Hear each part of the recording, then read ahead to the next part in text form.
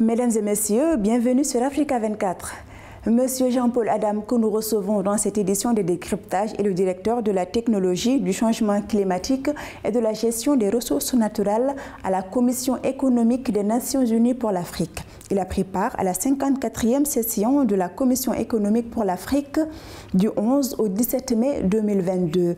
Avec lui, nous échangeons sur les opportunités de la croissance qu'offre l'économie bleue en Afrique. Monsieur le directeur, quelles solutions préconisez-vous pour la reprise économique sur le continent? Ce qu'on peut constater, c'est qu'en Afrique, les économies sont plutôt basées sur les exportations de matières premières. Il y a moins de valeur ajoutée. Et cela fait qu'on a un certain retard ou recul par rapport à l'économie mondiale.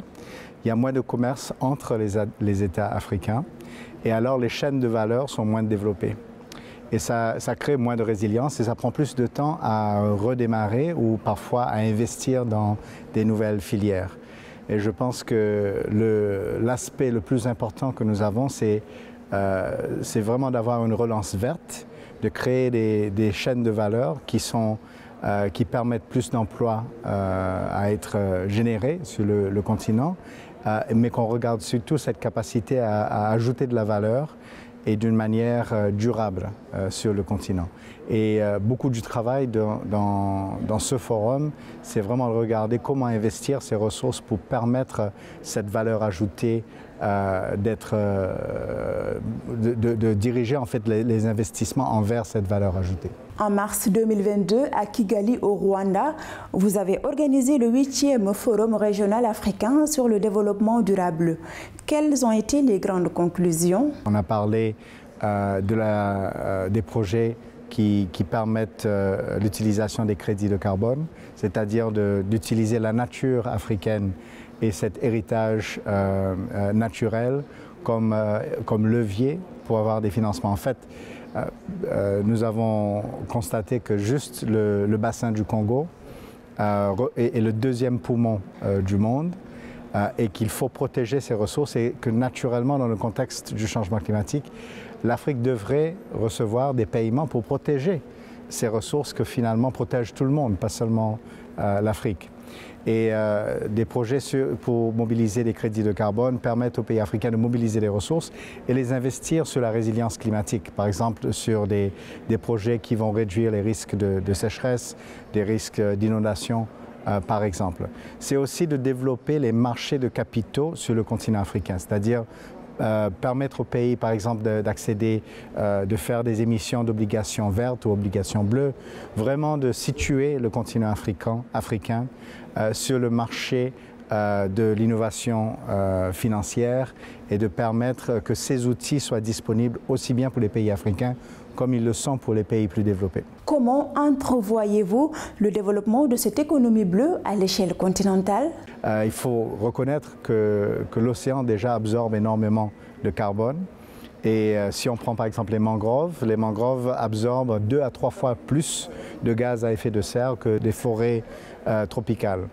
Alors l'océan a un rôle très important en tant que régulateur climatique et nous devons renforcer la protection que nous offrons à travers par exemple les aires marines protégées et regarder le lien entre cette protection et la résilience climatique.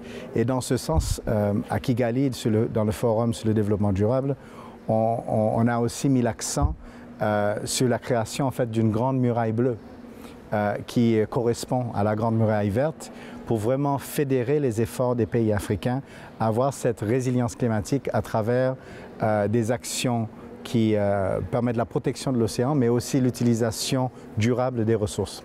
Quelles sont les opportunités qu'offrent les obligations vertes de financement et comment l'Afrique peut-elle en bénéficier? Les obligations vertes sont très importantes parce que justement ça permet d'investir les ressources là où on a vraiment l'impact nécessaire. Alors il n'y a pas assez d'investissement par exemple sur la réduction des risques, si on regarde même dans l'agriculture, quand il y a de l'investissement, parfois c'est pas vraiment fait d'une manière qui permet la protection de l'environnement. Il faut regarder un investissement dans l'agriculture qui permet la résilience climatique. Et il y a des modèles, même sur le continent, qui ont démontré cette viabilité et aussi que le retour sur l'investissement, quand on fait ces investissements durables, il y a des exemples en Afrique de l'Ouest, par exemple sur le cacao, en Afrique de l'Est sur le café, où nous avons créé des chaînes de valeur qui vraiment bénéficient les populations sur le terrain, mais en même temps créer des chaînes de valeur avec beaucoup plus de multiplicateurs. Et ce qu'il faut, c'est de mobiliser les fonds, par exemple à travers des obligations, pour permettre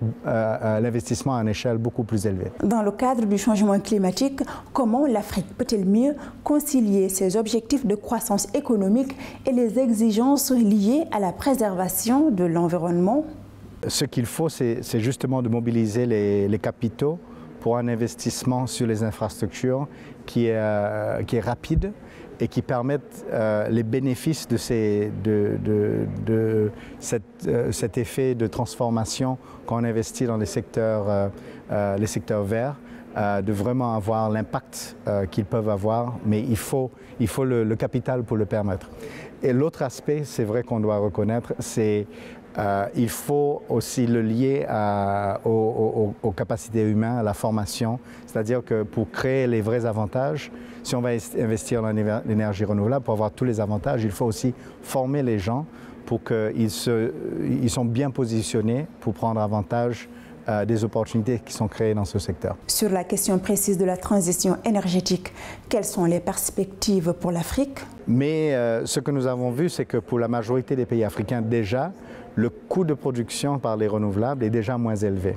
Et ça, c'est une opportunité. Il faut le capital, il faut l'investissement pour permettre cette transition d'arriver rapidement, mais de reconnaître que dans un premier temps, il faudra aussi faire un peu ce lien entre la capacité d'investir davantage dans les renouvelables, mais en même temps d'élargir l'accès à l'énergie, et cela dépend aussi des investissements, même dans